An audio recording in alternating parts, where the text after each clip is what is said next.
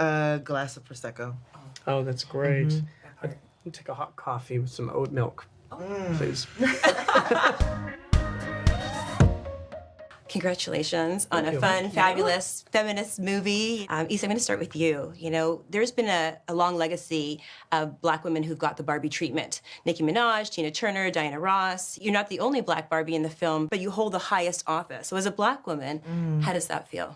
I mean, it feels great. You know, Greta bestowed the presidency upon me, and I happily accepted it. You know, it was just an honor that I didn't know that I wanted, and that I didn't know I had the privilege to have. So I'm just happy. I'm happy to be a part of it. And we're happy to see you in that role. Thank you. Absolutely.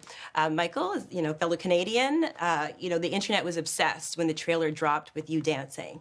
So, really, like, you know, memes everywhere. So how does it feel to be in a movie that's so highly anticipated? It's wild, and it's a very strange occasion in one's life, I think. It's rare to be a part of a movie that people have been excited about it since we were making it, actually. Yeah. I mean, I would just meet people in the street while we were shooting in London and tell them what I was doing there, and they were like, oh my God, I can't wait to see that movie. And they would know everything about it. It was already famous before it was even made. So it's a very strange occasion. Kate, hi. Hi. What's up? Yeah, good. I'm good. You know, you're not the regular Barbie. You know, you have your own unique twist on Barbie. Yes. But a Barbie that any child who's ever played with is very familiar with. And so what was it like playing, you know, weird Barbie opposite Margot's stereotypical Barbie? Amazing. You know, I had worked with Margot before in several other venues, and like, it just, the dynamic that we had in the movie mirrors in real life. Like, she's just like, she's the nicest, like, amazing person, and I'm like weird, and so, and yet she accepts me and she loves me. I love her, and like, it just was very natural. We were just sort of playing ourselves, basically. Well, I was playing myself. I love that. I'd be remiss if I didn't bring up that hot Nicki Minaj Ice Spice track that dropped yesterday, Barbie World. So how are we feeling about it? Because that's my new hype song. When I watched the movie, you know, and was sitting with my feelings, heard the end credit song, and I was like, I know they didn't. Did they get Nicki and Ice Spice to do it? And they got to remix the original song. It was just, you know, I think it's the perfect song for the movie. And I just watched the video yesterday, and I was so pleased. They reused our Barbie sets, and it's an iconic song. It really is. Quickly, the accessories you would have for your real life Barbies. A glass of Prosecco. Oh, that's great. I'll take a hot coffee with some oat milk, please. The thing that popped into my mind was a toaster. I don't know. I'm a double toaster girl. I love it double toasted. Okay, like I don't want a single toast, so that Go makes for a sense. Breville toaster? Any. Any. As long as it works. Okay, right.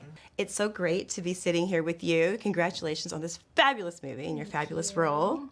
Now, America, you've said that you didn't play with Barbies as a little girl, but that you found Greta Gerwig's world so attractive. That's why you wanted to step into the Barbie world. So between the Barbie world and the real world where we find your character, what was it about Greta's scripting and execution that really made you want to do this? I mean, I was laughing from page one. Like, page one, it was just so unexpected. You're like, where is this thing going? Like, it's such a fun ride to go on and just kind of let go of the wheel and be like, okay, I'm on this ride. It made me laugh, and then there were moments where it made me cry, and then moments where I was like laughing and crying at the same time. And you know, I just think that Greta's really talented at like truth telling and truth telling in a way that's funny and entertaining, and you know, it just feels like a party. And the character of Gloria in this world, you know, gets to be the stand-in for all of us, and really gets to go on this journey that's about like reconciling, like, what does it mean to be a woman real or even imagined, right? And that I couldn't believe they were gonna let her make this movie. Like, I closed the script and I was like, are they gonna let her make that? But what a gift to all of us that Barbie gets to expand to like include more of us and make us all feel seen. And I love that you said that, because even your character, Gloria, and her daughter's dynamic, I think about the way my perception of Barbie and the world and my daughter's perception of Barbie and the world. And that just really rang true for me, you know? Like I was trying to put my perception of Barbie on her when she was a little girl. Right. And, you know, they're just more woke. They have their voices, you know, they'll call us on their stuff. You know, it took me many years to get developed into this person. Right. And I find the young people are just there already. Your character formed such a special relationship with Margot's Barbie. What do you think is the magic between a child and her favorite Barbie? You know, it's funny. I watch my daughter like create, and my son like create attachments to certain things, like whether it's like this kitty cat stuffy or that. Like, it is like relationship building for them when they're young, and there's like imagination and there's play and there's companionship even, and I just think that young minds are, you know, aren't taught to like dismiss that imagined relationship, you know, and I think that was really what touched me about Gloria as a character, which was like, oh, this is an adult woman who has managed to hold on to her enthusiasm about something that inspires her. And, you know, in this day and age, or really always, like growing up is about like leaving behind childish things, particularly for women. And not so much men get to have their men caves and play their video games forever. And women, it's like toys away, do the chores, grow up.